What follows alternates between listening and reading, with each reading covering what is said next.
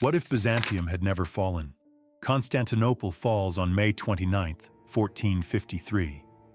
The cannons go silent, the walls are breached, and in that moment, 1,000 years of Roman civilization ends. Except, what if it didn't? What if those walls held? What if the Byzantine Empire, the last remnant of Rome, survived into the modern age? The world you know, the borders, the religions, the superpowers, none of it would exist. Because Byzantium's fall didn't just end an empire, it changed everything. If you want to see how one city's survival could rewrite all of human history, hit that subscribe button right now. We're about to explore the most underrated alternate timeline in history, and trust me, you won't see this coming. In our timeline, Sultan Mehmed II brings the largest cannons ever built to the walls of Constantinople. For 53 days, he hammers the Theodosian walls. On the final night, Ottoman forces exploit a small gate left open during chaos. They pour through. Emperor Constantine XI dies fighting in the streets. The last Roman emperor falls with his city. But what if that gate stayed closed? What if Byzantine reinforcements arrived just 1 week earlier? What if the Venetian fleet that hesitated actually committed its full strength? The Byzantine Empire survives, weakened, battered, but alive. And history swerves onto a completely different path. In this timeline, Constantinople remains Christian. The Hagia Sophia continues as the center of Orthodox Christianity. But survival comes at a cost.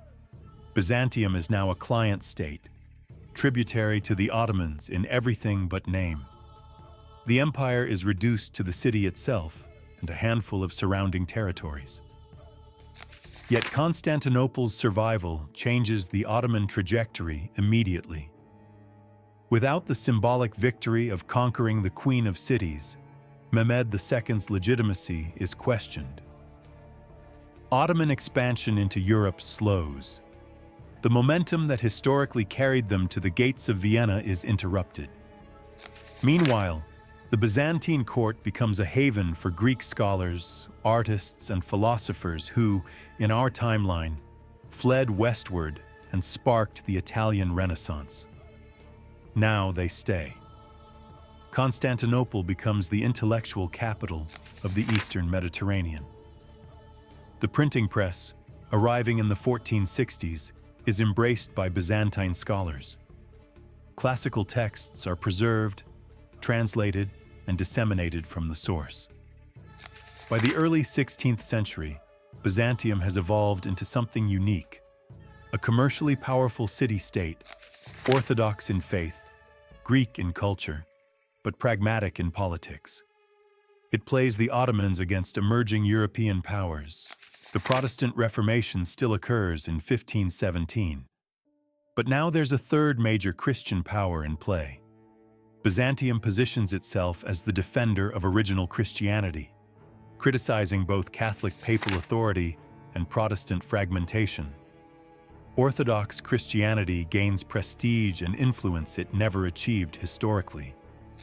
Russian czars, who in our timeline saw themselves as the Third Rome after Constantinople's fall, now look to a living Byzantium for legitimacy and religious guidance. The relationship between Constantinople and Moscow becomes formalized. Russia emerges not as an isolated Orthodox power, but as the military arm of a Byzantine-led Orthodox bloc. This has massive implications for European politics. The Ottoman Empire, unable to expand easily into Europe due to this Orthodox coalition, focuses expansion south and east. North Africa, the Arabian Peninsula, and Persia become the primary targets. Here's where things get fascinating. In our timeline, the Ottoman conquest of Constantinople in 1453 disrupted traditional trade routes to Asia. European powers were forced to seek alternative paths to the spices and goods of the East. This desperation drove the age of exploration. But if Byzantium survives, Constantinople remains the bridge between East and West. Trade flows continue through the traditional routes. The economic pressure that drove Portuguese and Spanish exploration lessens significantly. Columbus still sails in 1492.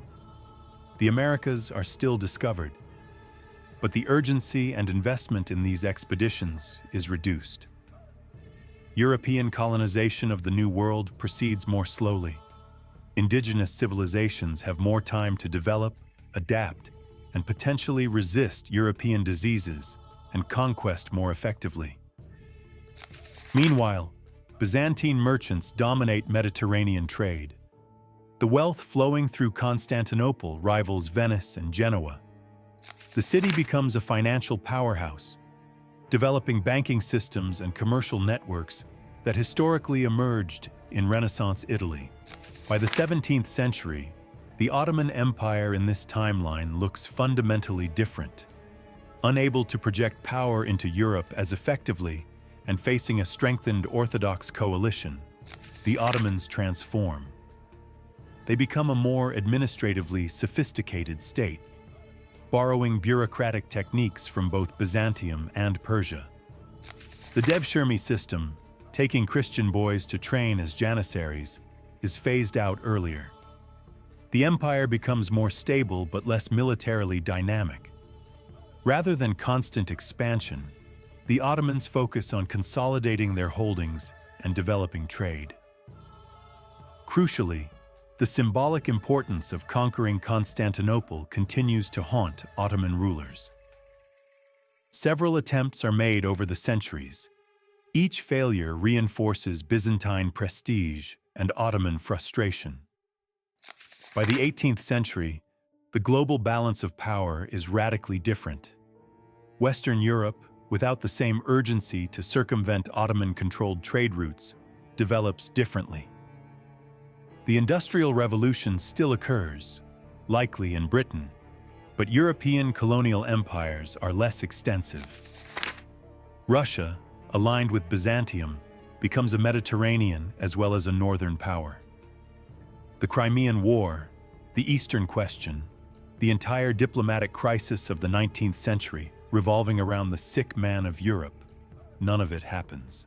Because Byzantium, not Ottoman decline, defines the region. When nationalist movements emerge in the 19th century, they orient around Byzantium rather than against it. Greek independence doesn't mean breaking from an occupying empire, but potentially unifying with their ancient capital. Bulgarian, Serbian, and Romanian nationalism align with Orthodox Constantinople rather than defining themselves in opposition to Muslim rule. The First World War might still occur, but the alliances are unrecognizable. An Orthodox bloc led by Byzantium and Russia faces different opponents with different objectives. And today, in 2025, Constantinople, never renamed Istanbul, would be one of the world's oldest continuously functioning Christian capitals. A city-state like Singapore or Hong Kong, but with 1,500 years of continuous Roman institutional history. Imagine the European Union with Byzantium as a founding member. Imagine Orthodox Christianity as a unified bloc rivaling Catholicism and Protestantism in global influence. Imagine a world where Rome never truly fell. The survival of Constantinople in 1453 doesn't just save one city. It preserves a direct link to the ancient world. It maintains a Christian presence at the crossroads of 3 continents. It creates an Orthodox superpower.